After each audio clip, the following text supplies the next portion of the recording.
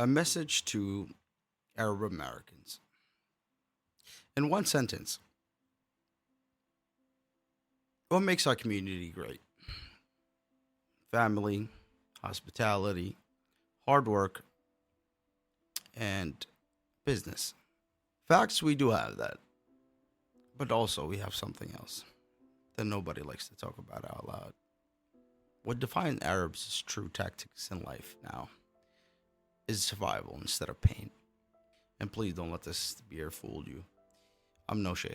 I'm just a flawed person that's trying to clean up my pride, my malice, my hatred, my gossip, my lust, hypocrisy, slander, backbiting, and resentment. And I'm not speaking from a throne, I'm speaking from a mirror. My goal is not to bring Arab nationalism back or save it. Please, that train is long gone. It was a God given gift to the Arabs, a blessing, and they fumbled it. I'll stick to being a Muslim first and a Yemeni second. I might even denounce myself that burden of being called an Arab. I see you behind that screen looking down at me. If nationalism really means something, grab a pen and paper and write 10 things that Arabs have done in the last 100 years. While you're doing that, I'll check back with you, Habibi. This mentality is unsavable, honestly. It pretty much needs like a reset button. And the only people that could really save it or start something new is the next generation. But honestly, where do I sit? I am happy to be the broken one in between the toxic and the new. The final chapter, the weakest result of a broken culture. Whatever generation is left from the Arabs or the previous toxic ideology, do your best to answer God when He asks you, where were you? Why? Although God is mercy, don't forget that God is justice. And you can't fool Him. I think we became a burden to our faith.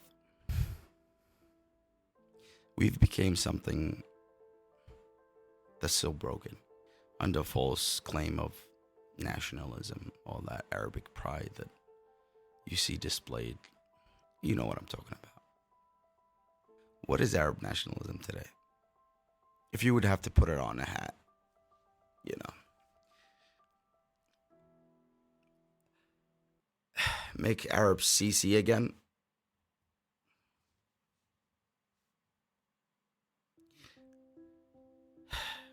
No, not really. Literally, make Arabs CC again. You there, the Arab that I said to write down 10 things. What did you come up with? What are the 10 things? Be honest to yourself. Not vibes, not speeches, not systems, not institutions.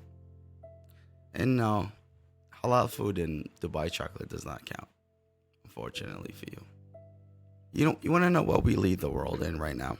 Right now, we lead the world in courage in group chats, negotiating discounts, gossip disguised as concern, and you worship comfort. And yeah, I would say also, it's a lot many things, but this one is known. You're only brave amongst yourselves, amongst your same kind and same group. If you would introduce woke culture to the Arabs, don't even bother, because they like sleeping. Or in other words, wake me up when everything is done. Or wake me up when it's time to break my fast. When that Iraqi reporter threw his flip-flops at George Bush, the Arab praised it as if it was a victory. Something, yeah, he threw shoes. He got what he deserved. Was it really a victory? I don't know. A million Iraqis later, was it really a victory? That bite was enough for you? Wow. You remember the Arab Spring, right? Yeah, that spring that was supposed to take you to space. It sprung so high and it knocked you right back down. You know what? Let me actually help clarify it in like a Netflix season kind of format. Season 1, Rising, Freedom, New Era. Season 2, Chaos. And Season 3, the same people, but with different clothes. Good for you, Arab. Good for you. And before anybody gets emotional, let's be fair. The courage was real if you weren't bored. The pain was real if you were there. And the fight for dignity would have been successful and if there was a follow through, a support system, a believe in the next generation. And here's the part that we keep dodging or we keep getting stuck in. That we confuse taking out the old and building the new. You can overthrow a man in a palace overnight, but to build a nation, you can't take a nap the following day. When you replace a regime with an institution, you create a vacuum. And that vacuum gets filled by not very good people. It gets filled by actors, puppets, money worshippers, and people would smile on your face. Meanwhile, they have a different agenda. And a lot of times it wasn't a revolution. It was a change in seat.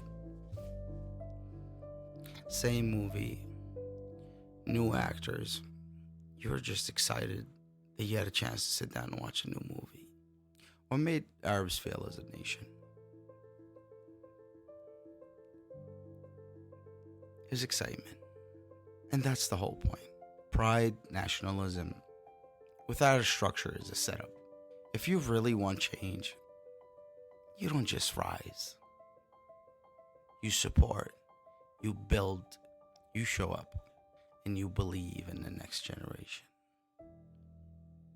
If you fail the task, leave it for the next.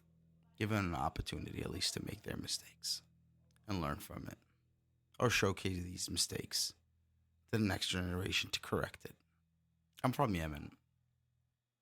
And when I look through history, I don't really see a time where we really prospered or did well. Times when we had Bilqis, Sabat, and Queen Sheba. Those were the only times. Those were the only times we were mentioned in books and changed history. Arab nationalism, huh? I don't know what happened recently, honestly. The last few generations of Arabs, I don't really know what caused it or where things went wrong.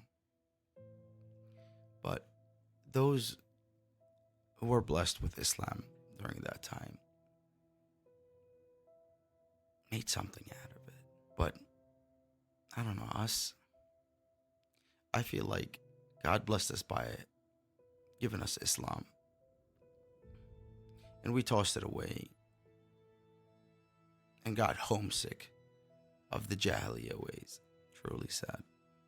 I would say just do me a favor.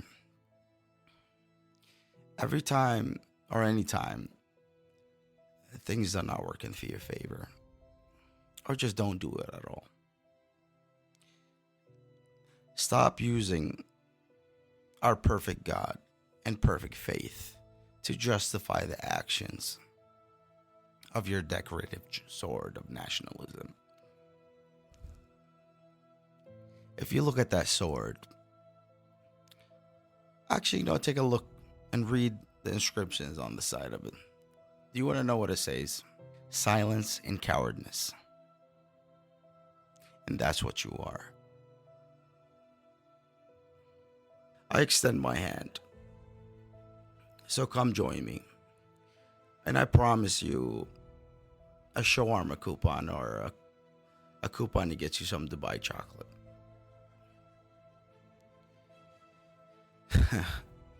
I'm kidding. I would never reach out. I would never reach out my hands to souls and hearts that are cured. Cement and sand, no pun intended. My hands will be extended to the ones who really taste pain, the ones who understand what pain is, the ones that reflect from experience. I extend it to the next generation and the unborn that will hold the name of God and the name of his beloved prophet. Peace be upon him. And I pray that I stick to this conviction. And I ask God if I would ever change, or my heart changes, or if I fall into the deceiving good, money, wealth, and power. I would ask God to take away my life before it happens.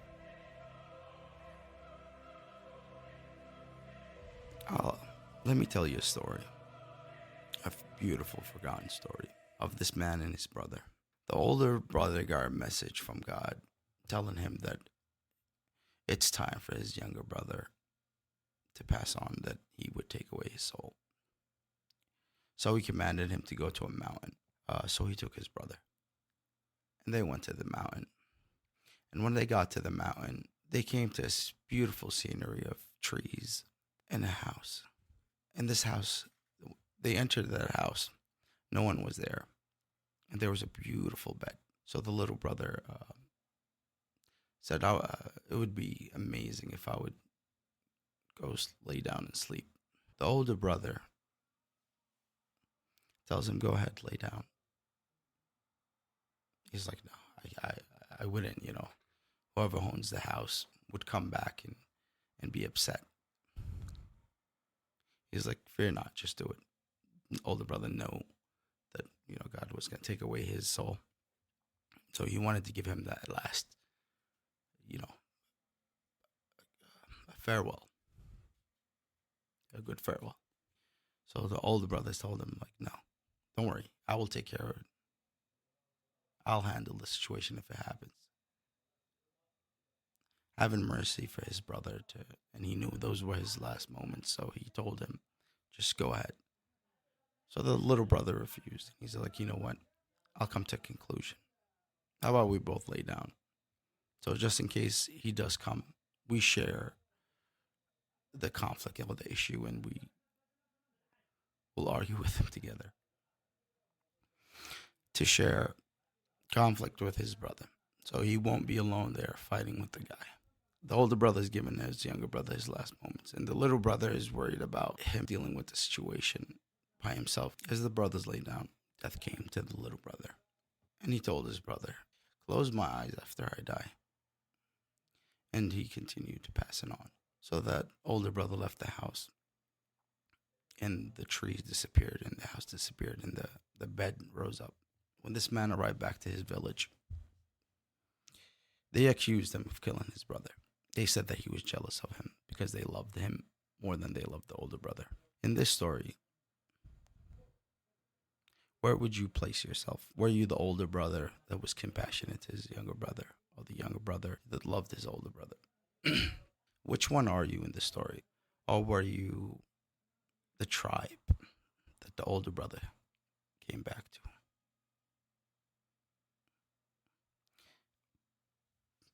And to unveil the characters in the story.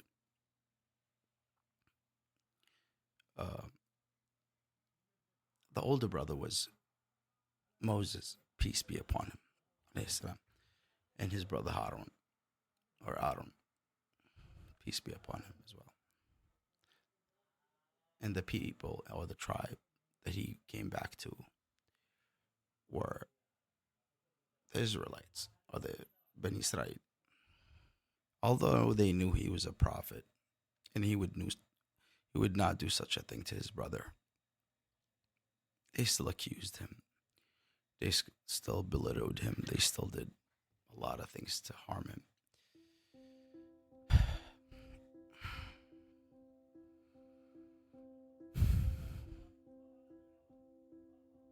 Where would you be placed in the story? I feel like you're the tribe. What do you think? What have we become? When have we, or when did we forsake ourselves, honestly?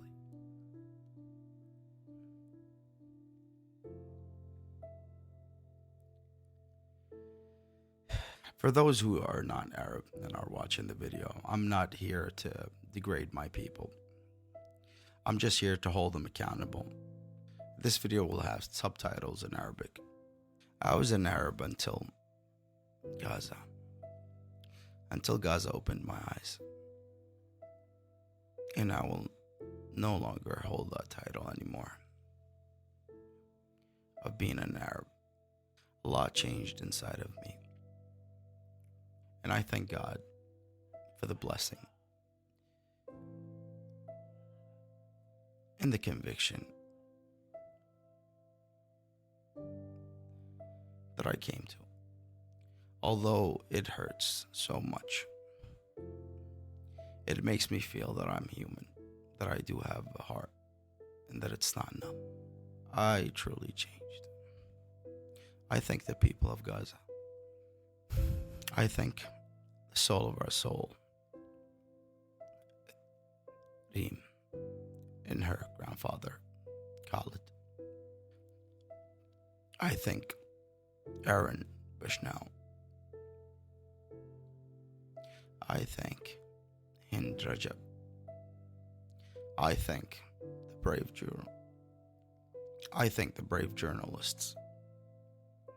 I thank every voice that stood up for my brethren. I thank Norman Finkelstein. I thank George Galloway. I thank Kenneth O'Keefe. I thank everybody that boarded the Gaza flotilla. I thank every student who risked their future and careers to telling the truth. And I thank the last compassionate president of this beautiful nation, Jimmy Carter.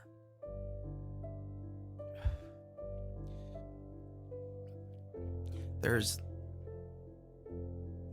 no end to this list because it's humanity as a whole. And I can sit here and thank them all day. But thank you. I am truly in debt to you. And we're all in debt to the people of Gaza for lining up the hearts of humanity and making us whole again.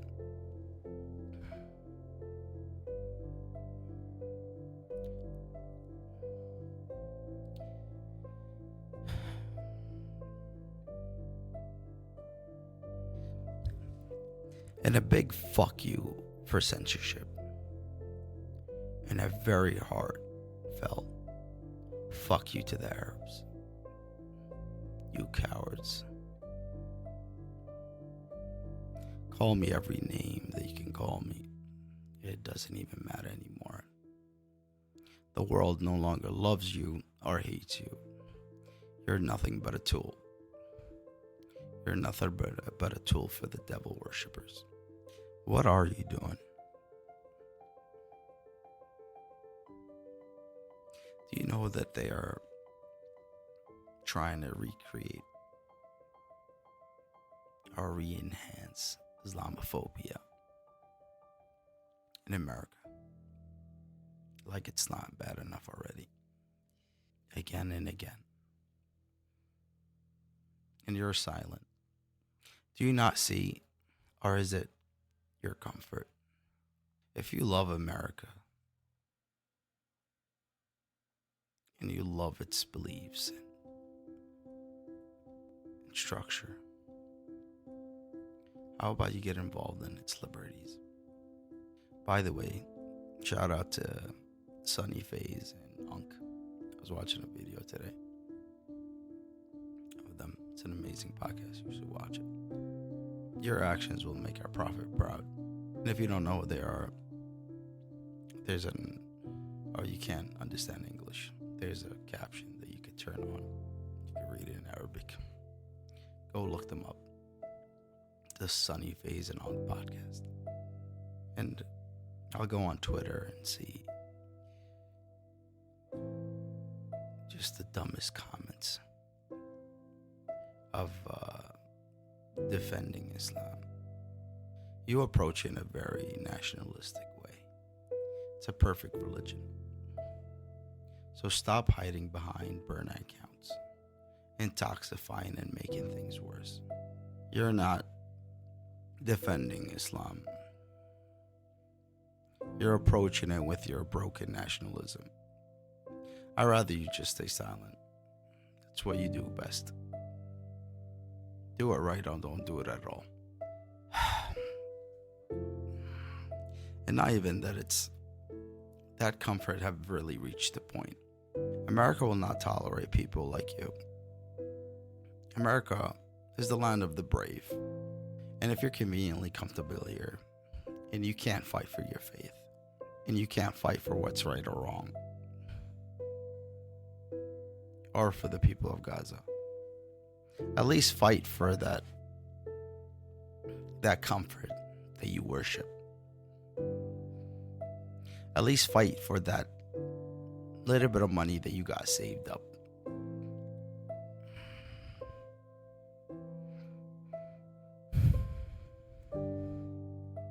I was thinking about making an episode for the Islamic Golden Age and to inspire the Arabs and show them what they used to be. And then I realized, why bring up history that they don't even bother to look into? Then I even felt more dumber. To think that Arabs have it in them after what they seen happen to their brethren in the Middle East, to Gaza, Sudan, Syria, the Uighur, everywhere. And please, boycotting Starbucks and McDonald's for a year doesn't count. You still fall back to your cravings. The previous elections for the last presidency in Michigan were a complete embarrassment. And I don't really lean into any party or any of those political structure systems. They're all sellouts to big money. I remember in Michigan they were picking from worst to the least worst. No, you don't vote at all. I don't believe in parties, nor do I believe in picking the least worst. Hey, politician Arabs of Michigan, guess what? The Republicans stepped over you and probably don't even remember your names. And by the way, if the Democrats would win again, you're pretty much fucked.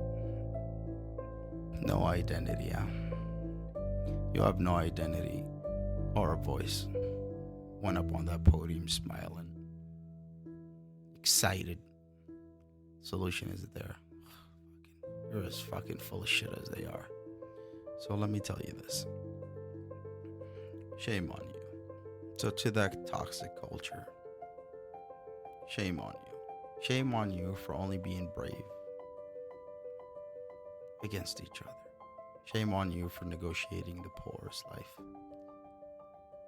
and worshiping the powerful.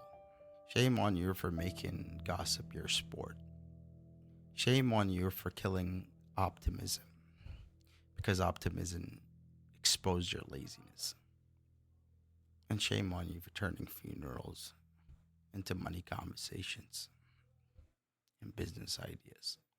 And shame on you for picking comfort in silence. You chase that thing to any nation or any planet. I know. It's important to you. And shame on you for hiding behind "don't mix Gaza with business." This advice I heard over and over and over by a lot of Arabs. I promise this will be the last video that I would criticize you, because the internet is forever. If you watch this video to the end and you're judging me with your brighter scopes, your pride lenses, this video would create 3 type of people that I'm sorry I can't reach you. You've played this game before, you know. Silent for comfort. Can't hear for comfort. Won't see for comfort. I don't know what the algorithm would do with this, but I'm not worried. I pray that God's algorithm puts this video your way every time you're feeling yourself and you think you did well in life. You Arabian knight in shining armor.